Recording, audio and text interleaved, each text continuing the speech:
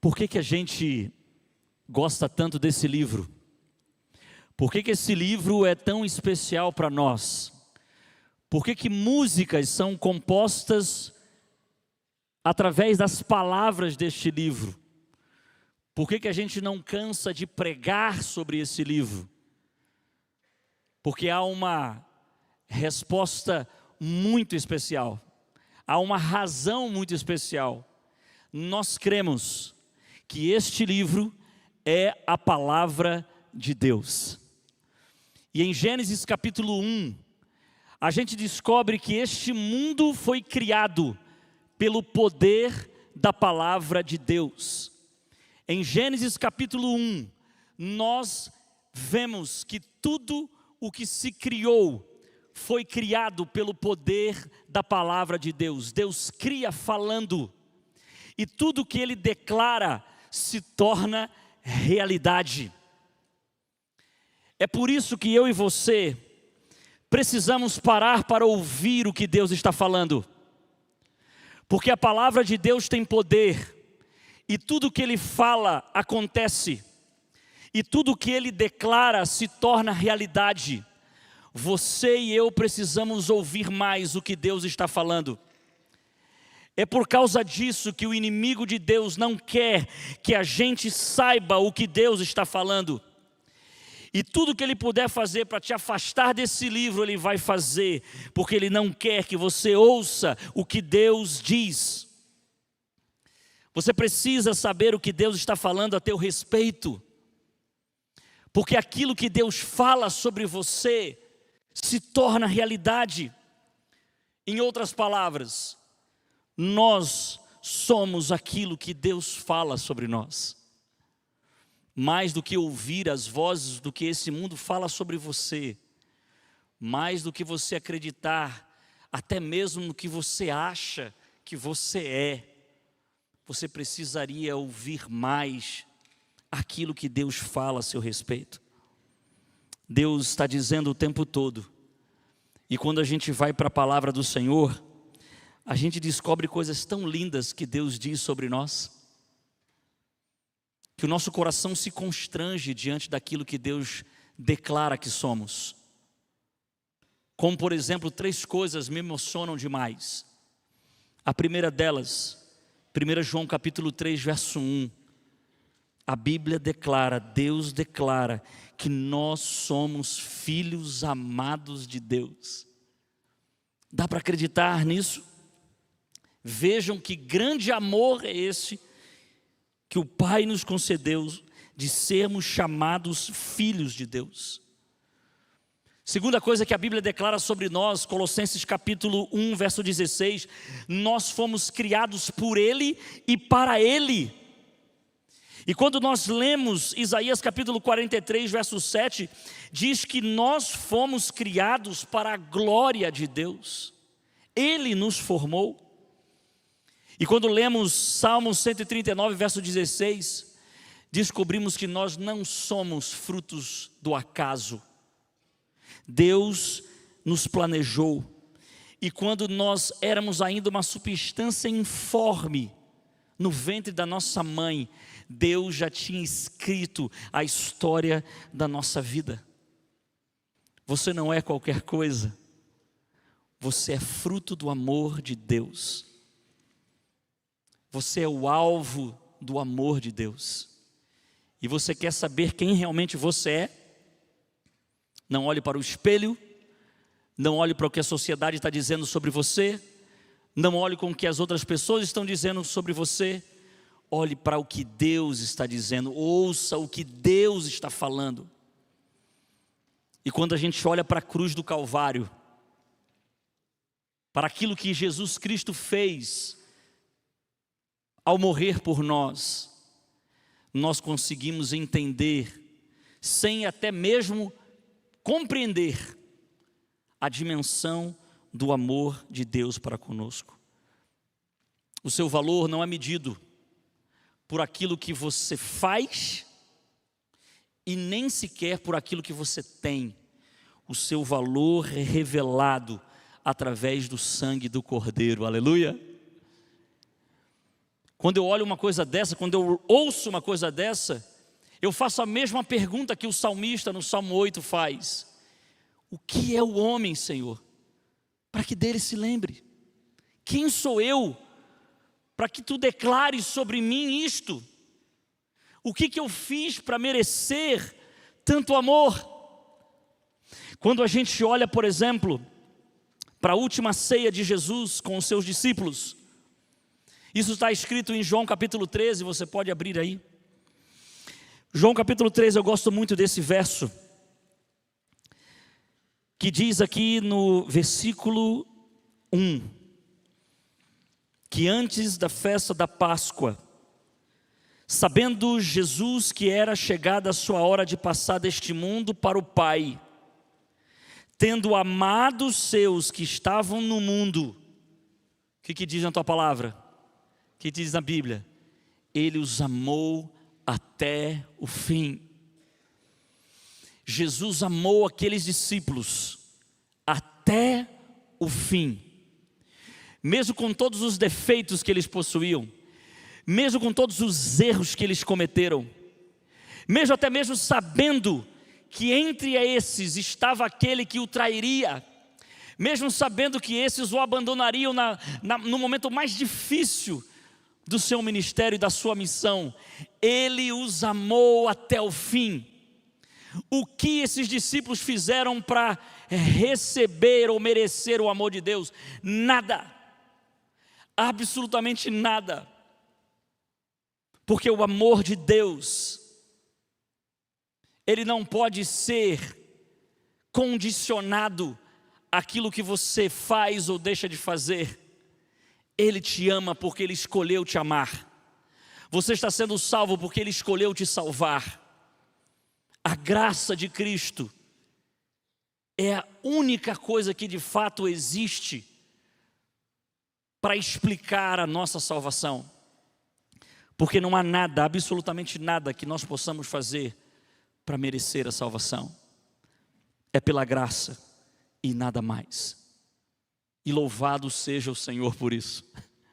Porque olhando para nós mesmos, a gente não vê como nos salvar. Mas quando a gente olha para Jesus, e a gente entende o seu amor, e a gente entende a sua graça, a gente diz como Lutero: é impossível se perder. Você está diante de uma cerimônia muito especial. A cerimônia da Santa Ceia é uma cerimônia para você lembrar de tudo isso. E lembrar da dimensão do amor de Deus por você. E do valor inestimável que você tem para o Senhor. Que a nossa vida seja uma vida de retribuição àquilo que Deus é. Aquilo que Deus fez. Eu fico impressionado pelo fato de Deus ter amado inclusive Judas e tê-lo chamado de amigo. E por que Deus fez isso? Por que Jesus fez isso? É porque os nossos defeitos não podem mudar a natureza de quem Deus é. As nossas falhas não podem mudar o caráter de Deus. Ele é amor, Ele é justiça, Ele é misericórdia. E assim sempre será. Na cruz, a gente compreende um pouco mais sobre o que é graça. É receber algo que a gente não merece. Na cruz a gente entende o que é misericórdia, que diferente de graça, é não receber o que a gente merece. Na cruz, a gente consegue entender o conceito de justiça, porque se o salário do pecado é a morte, ao invés de você e eu morremos a morte eterna, que é o salário do pecado, Jesus Cristo se coloca no nosso lugar, para morrer em nosso lugar, para assumir o preço da nossa culpa e do nosso pecado. Por isso louvado seja o Senhor, hoje e sempre. Eu quero finalizar aqui, fazendo você ler comigo Tito capítulo 2. Quando a gente ouve falar sobre graça, a gente precisa entender o que de fato a graça faz quando ela se manifesta na vida de alguém. E eu quero que você leia e grife em sua Bíblia, Tito capítulo 2, versículo 11 e 12 e 13. Quando você lê Tito, nesses versos 11, 12 e 13, a gente descobre duas coisas sobre a graça. Vamos ler juntos. Porquanto a graça de Deus se manifestou salvadora a todos os homens, educando-nos para que, renegadas a impiedade e as paixões mundanas, nós vivêssemos no presente século sensata, justa e piedosamente, aguardando a bendita esperança e a manifestação da glória do nosso grande Deus e Salvador, Cristo Jesus. Quando a graça se manifesta na nossa vida, a primeira coisa que ela faz, ela se manifesta salvadora a todos os homens. A graça vem para transformar a nossa vida e para nos salvar. A gente não conseguiria isso sozinho. Mas ela não só faz apenas isso. Ela não faz algo apenas para te salvar. A graça, ela se manifesta para transformar você, para educar você, para impulsionar você, para viver uma vida sensata, justa e piedosa. Que coisa linda isso! A graça te salva, não para deixar você do mesmo jeito que você estava. A graça te salva para transformar você em alguém melhor. Ela muda você de dentro para fora. Ela faz você ter condições de se parecer com o Mestre Jesus. E por isso ela vai te educando. A graça, ela se manifesta ao longo da sua vida, porque ela vai te educando a viver uma vida justa, santa, piedosa. Porque você, conforme vai contemplando Jesus, você vai se parecendo com Ele. Gente, não perca essa ideia. Você precisa de Jesus. Quantas vezes eu repeti essa semana? Não se desconecte de Jesus, nem por um instante. Porque a gente só pode permanecer em pé naquele grande dia quando o Senhor Jesus Cristo voltar.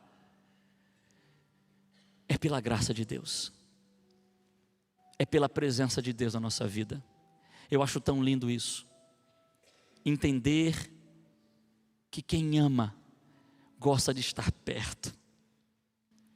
Jesus te ama tanto que Ele criou você para viver com Ele para sempre.